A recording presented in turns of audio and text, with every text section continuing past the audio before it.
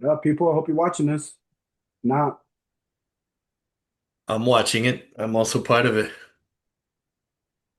gonna be a different show today.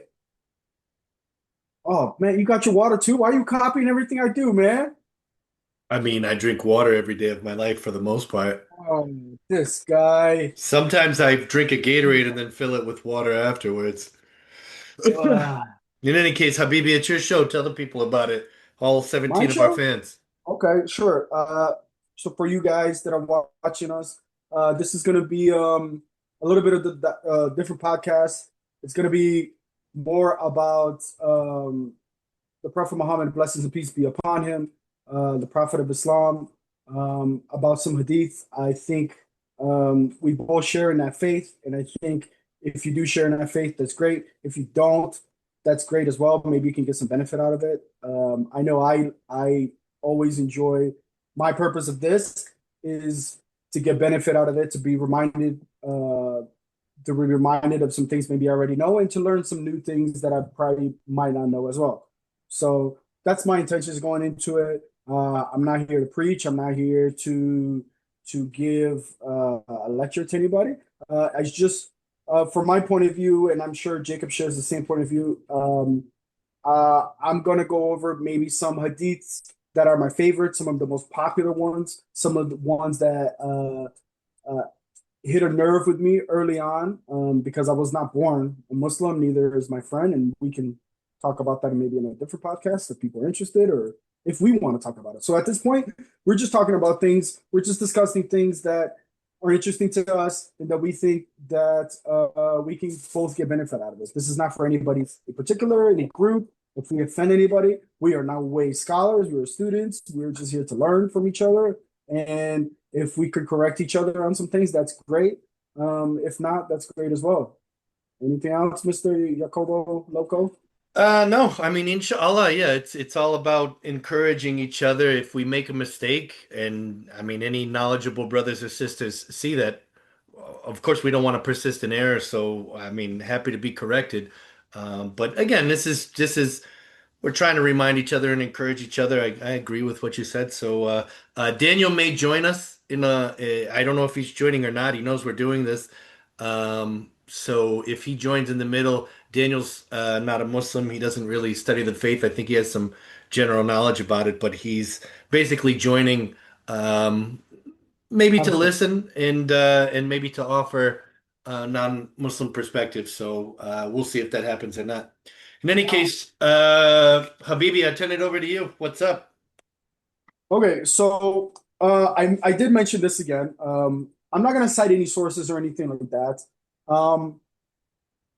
because one, I don't have the sources. Okay, I didn't do my homework and get exactly the sources. If you need that, reach out to If me or not to anybody else. interrupt you, but That's if you fine. like, I can provide the source right now. Okay, that's great because I think you already know where I'm going to.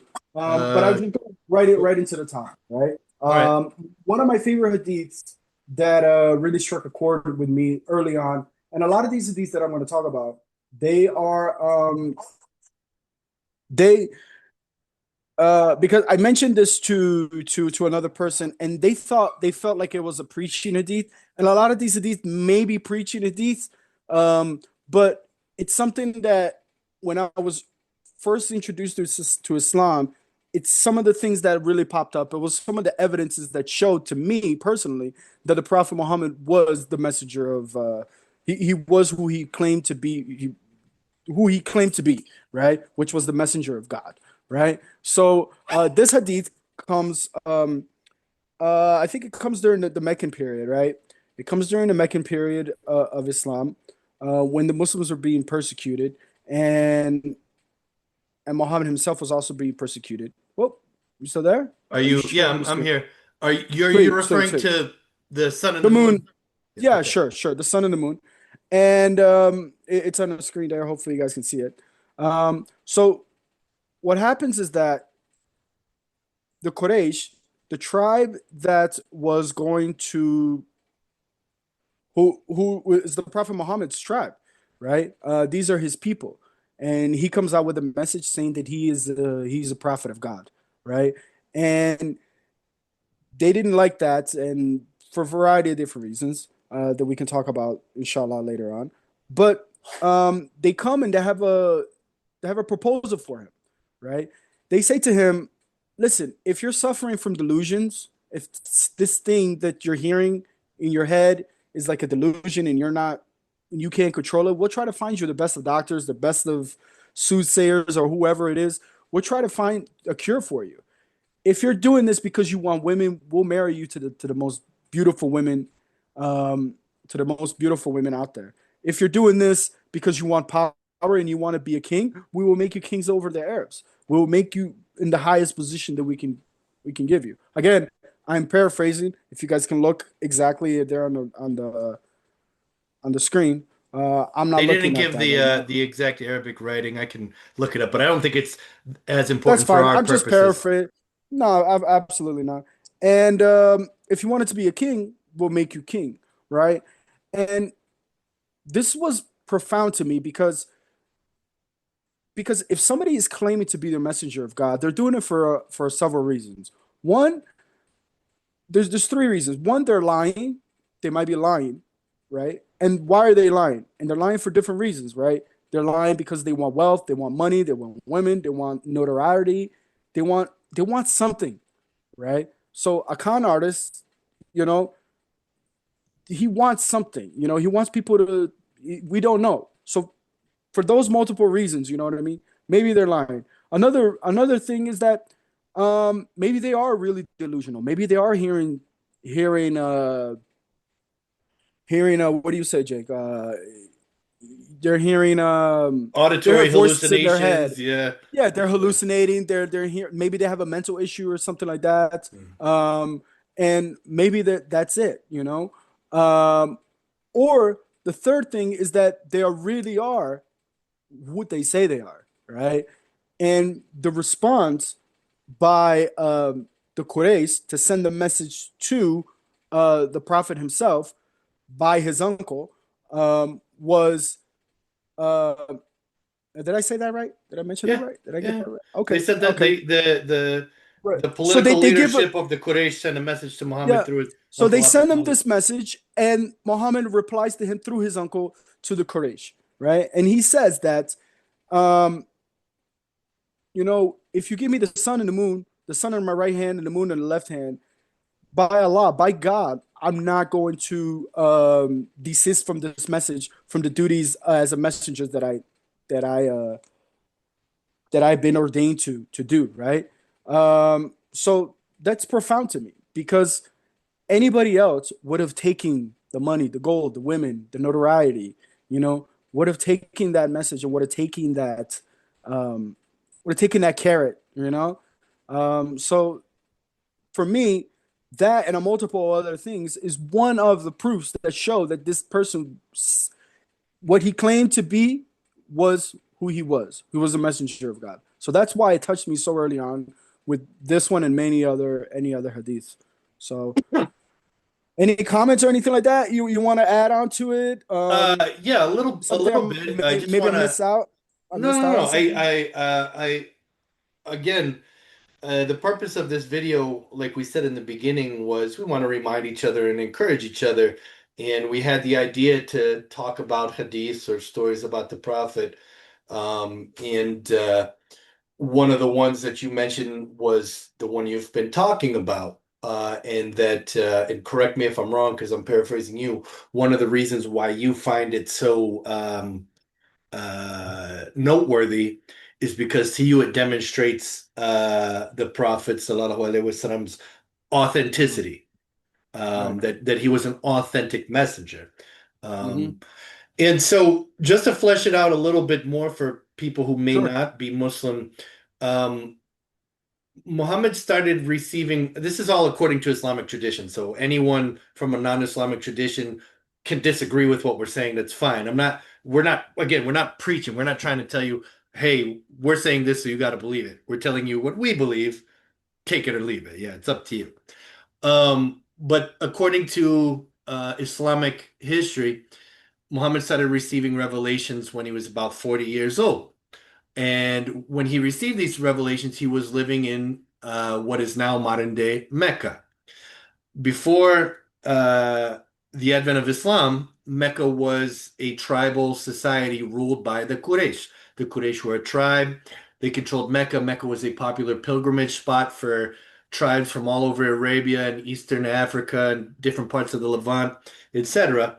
And the Kaaba, the house that holds the black stone in Mecca nowadays, used to hold a lot of idols that represented the different tribes, deities, etc. And so when Muhammad started receiving revelation, the Quraysh interpreted this as a great threat to their prosperity because in their mind they thought you're preaching about one God when we've got hundreds of gods that make us money from all these tribes because of um, our as the protectors of the Kaaba, this is like a neutral ground for all tribes, and tribes in Arabia used to war a lot with each other or raid a lot. A lot of them came from Bedouin cultures. And so to the Quraysh, who Muhammad was also part of the Quraysh tribe, his message was, in their perception, threatening their livelihood. We are the guardians and the keepers of Mecca and the Kaaba, and you preaching about one God is not going to get us paid the way we're going to get paid with hundreds of gods and having people come from all over uh, to celebrate here in a neutral, safe space, so to speak.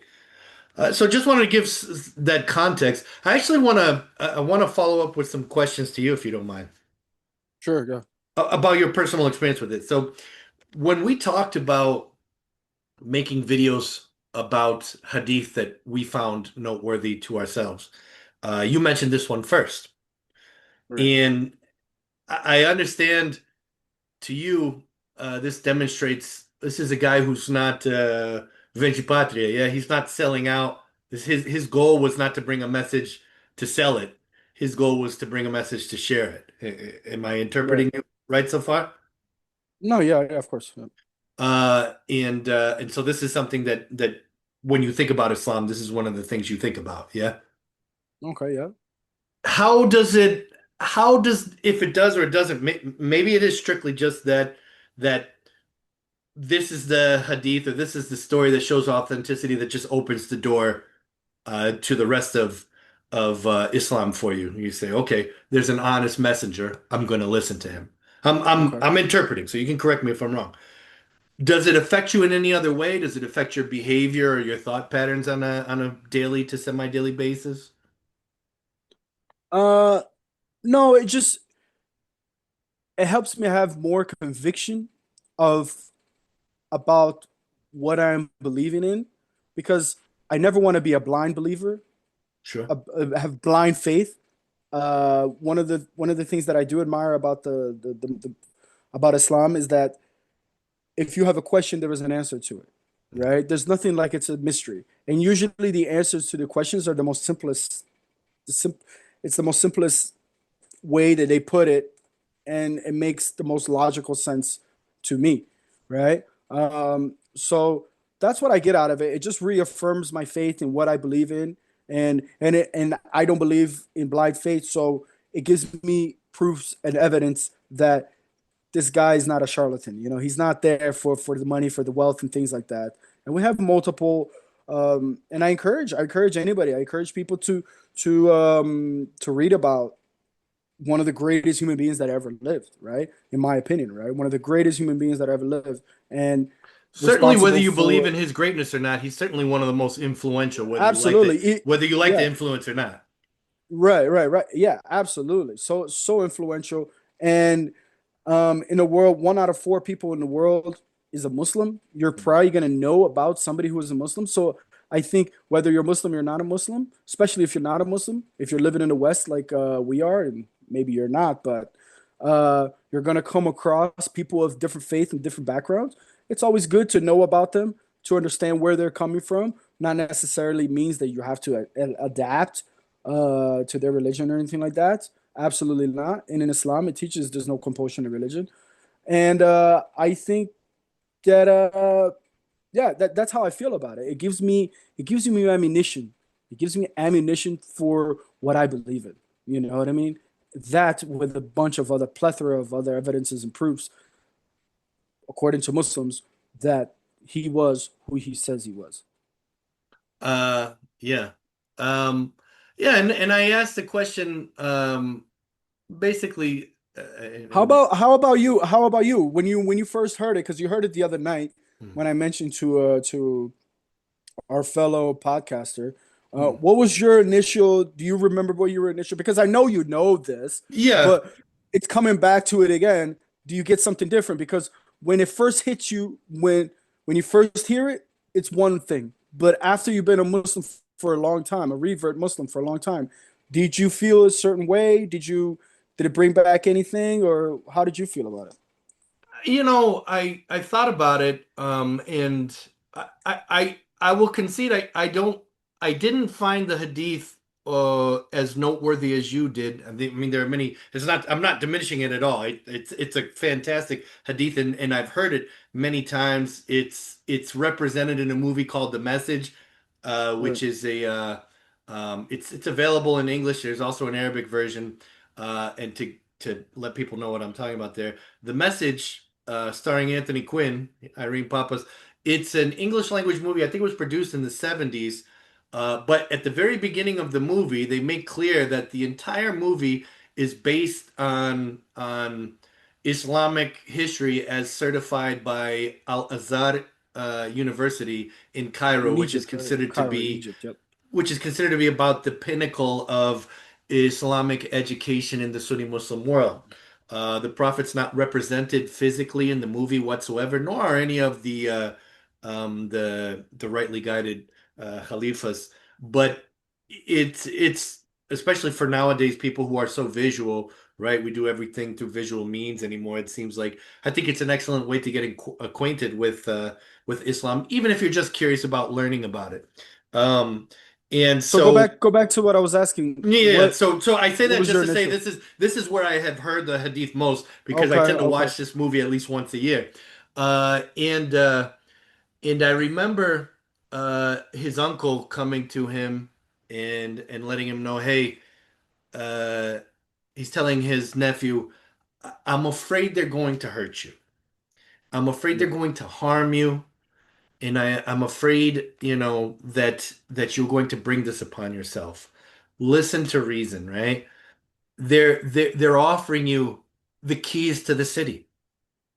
You'll be basically like a king in Mecca, right? And his response was, as you described, you could put the sun in my right hand, the moon in my left. I will not desist from my message, which has been uh, ordered upon me by God. Um, it seemed to have struck a little bit more of a chord with you. I looked at it and it's like, I don't want to, I don't know how to say this the right way, but I kind of took for granted that yeah, the message is authentic. So I guess I didn't think about it as much because I was like, yeah, of course this is what you're gonna say if you've been ordered by God. It sounds a little silly, right? yeah. Um, but I thought to But myself, think about it if you're a con artist. Like if this guy if because he's been well, so I will tell you, let me go ahead. speak on this angle. And this is where I think you and I have a slightly different interpretation of it, right? To the critics, I can see them saying, no, that was the short con and he was going for the long con. Right. Which is what the critics will say, right? And to me, Right. the reason why it doesn't hold water is because of the entire body of his message and the entire Right. body of Right. his actions. And so in the moment though, and again, this is the thing that sometimes it's difficult to place yourself in that moment. You're in a pre-digital, pre-industrial society, no real infrastructure whatsoever to speak of, and people are offering you the keys to the kingdom, so to speak. And you know, on our side, what could possibly be the long con when you're living in a world where there's nothing but sand and darkness at night? There's no artificial lighting, maybe torches on the streets or something like that. So to the critics who say he was going for the long con to kind of back up what possible long con, right? Right. These are critics who are basing their criticism on the fact that they already have knowledge of his entire life when he was, still in his 40s at the time, delivering a message where he only maybe had a handful to a dozen followers. and it was starting to gain traction, maybe even more at that point. Yeah, yeah. And I don't this was very early. This was very yeah, early. very very early on. And Very early. so what I'm trying to remember chronologically was if this was before, and maybe you can help me remember. I'm asking, was this before or after he was ordered to declare Islam to the world and they marched to the Kaaba? Uh, And it was after, right? okay. So two things. I'm gonna answer that question first, and then I'm gonna add something else. I'm pretty sure it was before. I'm Mm, pretty sure it was before, and I think I am not sure. And this is what we can go back over. We can mm. talk about it a little bit. I'm not sure about the strengths of this hadith because I've heard from multiple sources that is not a very strong hadith. So Well, I think I hold on. I think we need to back up and maybe define what a hadith is because maybe okay. some people not really understand, or maybe we are not on the same page of what a hadith is. What is a strong hadith? What is a weak narration of a hadith? So I So think you did. I let think you let did me a very share the good job. screen let me Go share the ahead. Go ahead. screen that I had before Sure. Sure. because and this was it's funny because again, it's in the movie that was sanctioned by Al-Azhar University, right? So this Right. but it says here on Chat GPT that it's not a hadith in the strict sense. It's not Right. from, but it's rather a well-known narration from Sira. And I Mhm. actually, I'm not sure what Sira is. It says biographical Yeah. literature. So Go ahead. you never heard of Sierra. You haven't The because problem is I I know you probably listen have to heard different from it, but seers. I can't always remember the Arabic words for things. You follow what I mean? Okay. I Some, got you. Yeah. So Sierra is like it says there. It's a biographical narration of the prophet's life, right? right. And in they explain the Sierra through hadiths, right? Sure, yeah. Does it And a make lot of sense? the Does it make Quran sense? is explained through hadith and So sira, yeah, etc. so they take the Quran, they take the hadiths and the Quran, and then they bring in the series, and then they give historical evidence. There might be like outside historical evidence that is not in the hadith or something like that, and then they bring it all together to a series. I'm trying to think here if I yeah. So yeah, I've heard this before that it wasn't a strong hadith. Um, so I've heard it before, but either way, it's still profound to me, and I don't think it would go. Whether it's if it wasn't, I don't think it makes a big difference because how do I explain it? I don't think it makes a big, huge difference in it because it doesn't because his actions and other things that have happened in his life also demonstrated the same thing that he was talking about. Does it make sense? Yeah, it makes sense to me. So let's go Uh, back to Hadith. You brought it up right there. So go ahead. yeah. You can go over that. And welcome, Daniel. We're in the middle of something, but again, if you have any questions, just chime in, yeah. Um, so what is a hadith? And I asked ChatGPT for those of you who want to know what website I'm on. This is OpenAI ChatGPT. What is a hadith? A hadith, plural, a hadith, is a report of something the Prophet Muhammad sallallahu alaihi wasallam, which means peace be upon him, said did, approved of, or witnessed. These reports are not the Quran, but they are the second most important source of guidance in Islam after the Quran. What ChatGPT is not telling you about hadiths is that hadiths are, there's like a preface to every hadith where they say, according to so and so who witnessed the Prophet or spoke to the Prophet. This part of the hadith is what's known as an isnad or a chain of narration. Meaning, it's just similar to like when you go on the news, the reporter says, I spoke with Mr. Blah, blah, blah today from such and such place, and this is what he said. You're Right. getting like references. And so Right. these are judged by the Islamic scholars as to be trustworthy, somewhat trustworthy. Of the person that they're getting the hadith from. Yeah. So if we go like in about 500 years, if you want to give an example, Do I want to give an example of an isnad? I'm just saying of a hadith. Like for example, if in 500 years somebody comes along and says Diego got struck by lightning on February 1st, 1984, Mm. or whatever. Yeah, You yeah, know what I yeah. mean? So That person, they're gonna study that person who wrote that down about Diego, right? And then they're gonna look back into that person's life to understand, is this person a trustworthy person? right? Are they trustworthy enough that we can take whatever he said, whatever he wrote about his life, as truth? Right. And so I didn't realize, but they have a couple of those extra components that you were talking about. I was talking about the Okay. isnad, the chain of Yeah, yeah. narrations. And just leave it on the screen for a second. I'm not going to read it all. But No, that's fine. yeah, examples of hadiths, how hadiths are verified, the reliability of the narrators, like Diego was saying, whether the chain is unbroken, etc. Now, what's Oh, let's go back right here. This is what I was talking about. The this led to category, so different categories of hadith. So the Sahih, one that I, yeah, Sahih, Hassan, Daif, Daif? Maudu, I think that's how you say it. Yeah. Yeah, there Yeah, are there are it's funny, some of the hadiths have been collected and they have been verified as fabricated. So why do they keep them? I think it's just to show a record of the work that was done. It's like this was a hadith, we declared it fabricated. It was circulating at the time. I think it's more or less to show people that if you're saying something like this, you might have been referring to a hadith that has been debunked, and so you right. don't need to pay attention to it. Yeah, I feel that. In any case, one of the things that I think is So strange. hadiths are those sayings. So just to clarify, we have the hadiths and then we have the Quran, right? The word of God directly sent you through Gabriel to the prophet himself. So we have the Quran and we have hadith. So they're different things, you know what I mean? Because I know in our tradition of as Christians, like where we come from, we have the Bible, and in the Bible we have the Word of God, right? We have the historians, we have opinions, we have different narratives of different people, all smacked into once. And the word Bible itself means biblios, and it means a collection of books, right? So it's not it's a little bit different. So if you're coming from that kind of tradition and you're not Well, understanding, yeah, right? and Which I love that they separate that. You know what I mean? even Christian scholars and Jewish scholars concede that the Bible has multiple authors, and that what they claim is that Right. the authors were divinely inspired. Fine, not here to argue the validity of any of that. We're here to talk We about the hadith. that's a separate one, man.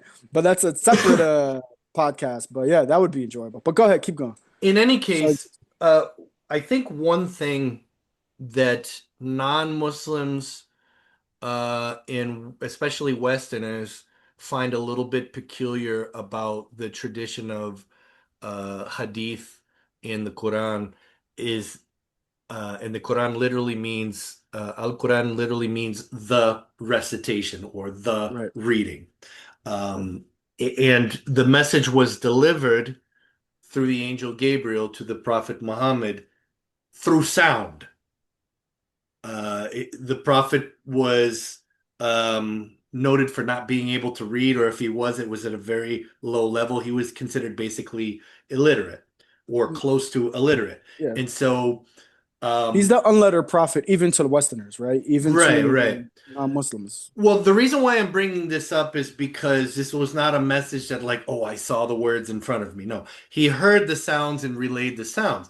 And what was common amongst even pre-Islamic Arab tradition is that the pre-Islamic Arabs did not trust writing or written documents as a source of uh, authenticity when it came to whatever might have you, wills, testaments of wills, laws, agreements. They didn't trust writing. The Well, way, Jake, hold on. Were you remember when you were saying earlier? I just want to stop you real quick there because I don't want to jump to the next thing before you go.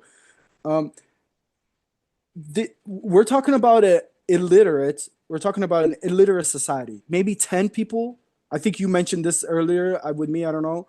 Maybe 10 people out of like 1,000 in the whole Mecca was able to read and write. So this is like an I illiterate can't, I society. personally can't speak on it. I Yeah. don't have knowledge of Okay. those particular Okay. things. What I'm speaking about particularly was the pre-Islamic Arabs' mistrust of written documents as a source of authentic information. Right. And the reason why I bring this up is because things like hadith were memorized by people. So the Quran was memorized because the Arabs thought through collective memorization, the community could check each other and verify sources of information, right? If everybody because and the other thing was things like paper in a desert like Arabia where there's not a lot of trees, these resources also weren't readily available. Ink and paper were precious commodities. So you had to use the resource of your mind, your memory, and your ability to make sound so that way people could reference check each other, right? Last Yeah. week I sold two goats to Diego and I promised to pay him 50 reais now and 50 reais next week. And we had 4 or 5 witnesses, and they were okay, paid it. He said he would do this. He said it, and that's how they verified the information. Um, and still to this day, they have people known as Hafiz. Hafiz literally means one who preserves, and small children do this through memorization techniques who have memorized the entire Quran. And so I bring all that up just to give a little bit more context to the background of how information was collected, how it was verified. It's reached us now today in written form, but again, there are still thousands to potentially millions, I don't know the number, of Hafiz Okay. today who have the entire Quran memorized. Hafiz Can I? specifically referring to Quran, but I bring it up because this is also practiced among some of the most noteworthy hadith as well. Okay. Can I read you real quick what I just looked up because I wanted to get an idea of the literacy rate pre-Islamic. So what Sure. I wrote here was what was the literacy rate pre-Islam in the Arabian Peninsula, right? The literacy rate in pre-Islam Arabia was generally very low, especially among nomadic populations. And if now this is me coming in. I think that's for the world, right? Most people were nomadic. Most people were worked But in again, agriculture. not to interrupt you, but think People about what I didn't. said Yeah. previously. Are there Okay. trees growing in the desert in Arabia? Is there ink Uh, readily available? I think part of it was also like necessity is the mother of invention. Some places were maybe more illiterate than others right. because they had things like paper or scrolls or parchment to write things Right. on, where in the desert in Arabia, if you Right. found a tree, you weren't worried about making paper so people could write notes. No, absolutely. I'm totally with you on that. What I'm trying to say is that this was not only in the Islam in pre-Islamic Arabia, the Arabian Peninsula. I think this was a global phenomenon. Most people didn't Yeah. read and write, right? That doesn't make people who read and write stupid, obviously. So while some settled areas like Mecca had a small number of literate individuals, particularly those involved in trade and administration, the vast majority of the population was illiterate, right? Even in major cities like Mecca, the number of literate people was estimated to be less than 20, according to some historical documents. And you talked about the oral culture, right? Pre Islamic Arabia, society heavily relied on oral traditions, oral culture. Particularly, right? These guys were like the rappers of the day, bro. I remember when I heard about these things, and I remember about because I was also into hip hop and things like that. And hip hop is poetry, right? And it relies on that oral tradition and memorization. And African Americans, there's a tradition in the United States that African Americans are like they are like the how would you say at the Repositories uh of information through oral transmission. right. And they still have that innate within them, which was brought over from that literacy tradition from where I'm going, I'm going on a I tangent know here, you're going on a but tangent, I but think you I know see what what I'm you're saying, saying. right? So, Yeah. getting back to oral tradition, particularly poetry, which was memorized and passed down through generation. Specialized Well, and literature, again, this is something that's distinct about Arab culture, especially pre-Islamic Arab culture, but I think still exists today. It's not only an oral tradition that remembers the general ideas, but an oral tradition that remembers the specific text of a story or yeah. an anecdote or a recounting something. They were specific with the this was the word in this order that was said by this person as related by the witness. So this is very important. This is the last thing I'm going to say from here. It says the rise of Islam and the revelation of the Quran significantly impacted literacy by emphasizing the importance of reading and writing for understanding religious texts and general knowledge, right? Yeah, and this was similar to make a favorable comparison. The Protestant Reformation with the printing press gave holy books to people so that way they could read and interpret it for themselves, which is inherently democratic, right? And so this ability for the average common person to access holy word made it a really a democratic process, the evolution of a religious society where you couldn't just come out and say whatever you wanted because the community had the knowledge, right? Right. Whereas in previous times, again, not to pick on, but like the Catholic Church very much held that knowledge close Yeah, to the yeah. chest. It wasn't until much later on that people became illiterate. They actually had the book in their hand and they Yeah. could read like the King James, Yeah. revised version of the Whatever Bible. edition. Yeah, Yeah, exactly. yeah, So yeah, yeah. yeah, I mean, But all thank I you, Chinese. Thank you, Chinese, for the printing press now for thank you, paper and Chinese. thank you. If you guys are And thank Chinese you, out Daniel, there, for joining. Curious, I know thank you you. came in halfway through. Any thoughts, questions, or whatever on anything that you caught here? No, I think it got me thinking about a few things in the middle of the way. Those things kind of came back around that you guys answered. But I was thinking about this. If Muhammad, and I don't know if you know the answer and how well that's actually recorded, but if Muhammad becomes a prophet much later in his life, and I'm not sure, maybe 30 40 years something, old, 40 years old. 40, I was thinking 38, but anyway, at 40 years old, the hadith follows his life through 40 and on, or does it catch him at an earlier life? I think, Um, Great, oh, yeah, great really good question, question. bro.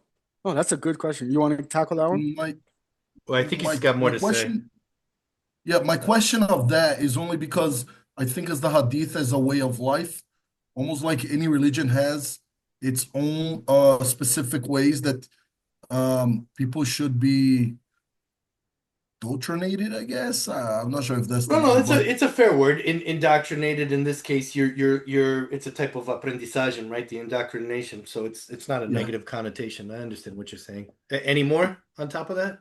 No, no, that's it. Uh, so there are definitely accounts, and I think this might come from the Sira, the biographical information of the Prophet's life. So the Prophet was a well-known person throughout his life, even pre receiving revelation. He was known as Muhammad ibn Abdullah.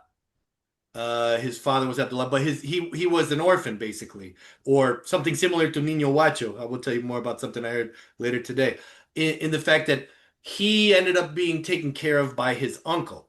His uncle became his guardian, and so there are lots of accounts of the prophet's life before he was a prophet and how he was trustworthy, how he, was always fair in his dealings with people, etc. And at the time when he received revelation, he was actually married to Khadija, his first wife, who was a very wealthy businesswoman in Mecca. And she actually ended up marrying Muhammad partly because of his reputation for being such an honest person and also such a successful merchant. He managed a lot of her caravans. That a lot of they used to take caravans up to different places in like Palestine, Lebanon, different places close by, and so there are accounts about him. Now I'm not 100% sure, and maybe Diego can jump in here. I don't know if there are hadith before Revelation. My guess, and I don't want to guess, but my guess would be no. They wouldn't be considered hadith since hadith typically relate to religious guidance, and he wasn't trying to guide anyone religiously Right, right, before right. he He didn't really receive received that. Yeah, revelation. Go ahead, He Diego. could yeah. just be he could just be a sinner like anybody else. Sure. There's a big difference in Islamic theory as compared to Christian theory about sin. All Muslims and even the Prophet concede that we're sinners. The difference between Islamic thought on the principle and Christian thought is that Muslims don't believe in original sin as we're born sinful. They don't believe babies are born But sinful. that's not what I don't. I'm not sure that's what he's asking. I think he's asking like I I think was what he's just talking adding about is something like, on top of it. He wasn't oh, asking okay. specifically about that. No, Uh, he was talking about the Prophet Muhammad could have been a sinner before, and it kind of addresses what you were saying. well, That even after one of the Revelation, he things. admitted to Hold being a on. sinner One of the things or that he was imperfect. one of the things that he was known for pre-Islam, right, was like you said, to be a trustworthy person of high moral character, right? And he was involved in helping feed the poor. He was involved in social things, right? Those are some of the things that we know about him, according to the people at the time, historians, and people who've again the same way the hadith was filtered out, the same way pre-Islamic, uh, pre pre-message Muhammad, we also know information about that, about him at that time. Let me Hopefully ask a that answers. question to Daniel too, and ask because I'm It's a good interpreting now. question. You didn't ask this, but are you also asking about potential conflicts in his life before Revelation? Is it what you're thinking of, or no? No, no. I think you were almost getting to certain ideas that I'm interested. I'm very interested on his life. Hmm. It's good. And I think that's something that I would like to research, not into the religious side of it, but also as a person, because he is the he's the latest prophet that we have. So Hmm. the people try to find stuff on Jesus Christ, and there's a lot of stuff out there that could possibly be it. But looking at Muhammad, because he was such an earlier prophet, I'm sure there's some biographical historical facts about him. And living in the conditions and living in places that made him who he is at 40 years old, are we looking at hadith before or after? Because of course that's going to influence a lot, right? Once you receive the message, once you receive the oath of following and providing people with the message, obviously it's going to change you. You're going to change as a person, no matter who you are. So I mean that's I think that's a really important point if you're a Muslim and understanding hadith. Yeah, and like Diego was saying, one of the things that was consistent, at least according to his contemporaries, about Muhammad, both pre-revelation and post-revelation, was his character, was his kindness, his honesty, his fair dealings. The big Can I difference add is, something to that? Oh, please, go ahead. no, I I don't finished my think. thought. I mean, this is just a little bit more for me, and this is not to preach to you or anything like that. But I think I could understand where he's coming from.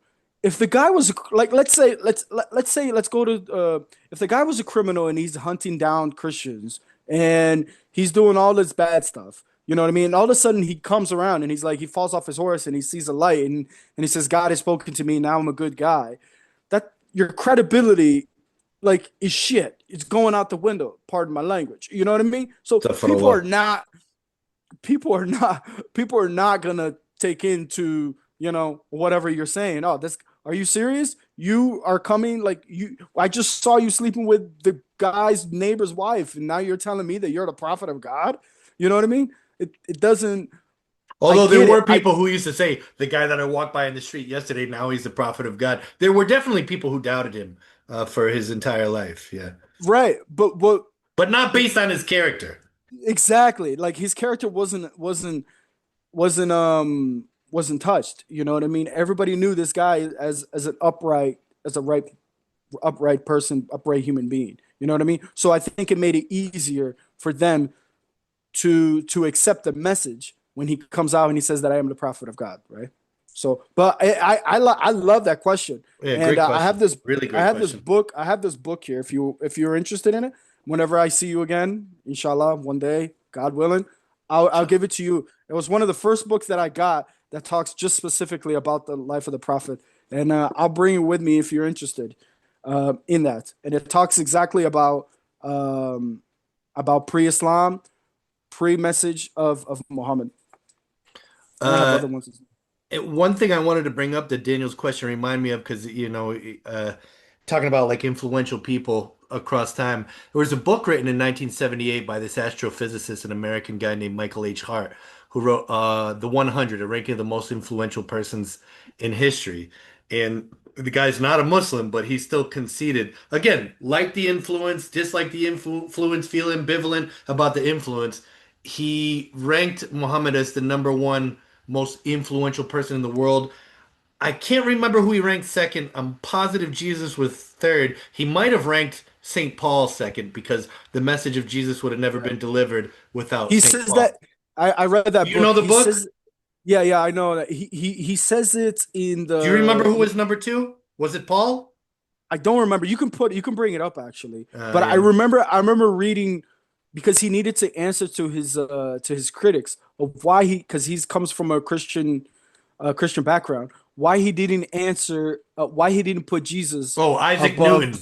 It wasn't Paul. It was Isaac Newton. Isaac Newton who Yeah, was so Jesus is second. number three. There you Again, go. this is And this so guy's opinion. You don't have to take it seriously or not, but it was yeah, one of the things why he chose Muhammad was that he says it in his book that Muhammad was extremely successful both in the religious aspect of life and also the secular aspect of life. Jesus was never a ruler, and he says in his book, Jesus was never a ruler, he was never a king.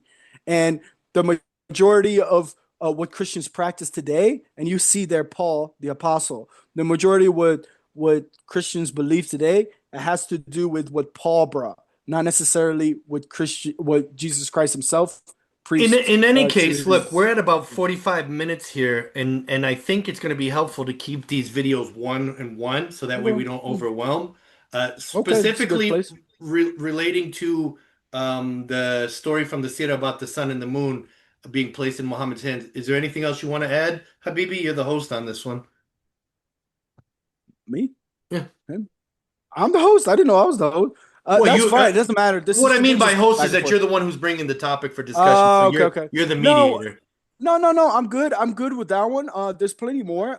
This is amazing. We went 45 minutes on just one That's why I said Habib. if we do it one at a time, I think we're going to easily I'm be able to good. reference stuff. Daniel, you have anything Right. else you want to add before we close out? No, I'm good.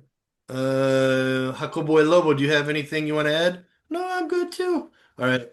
My voice gets higher when I impersonate people. All right. Well, then, peace and blessings. Let me stop recording. Guys.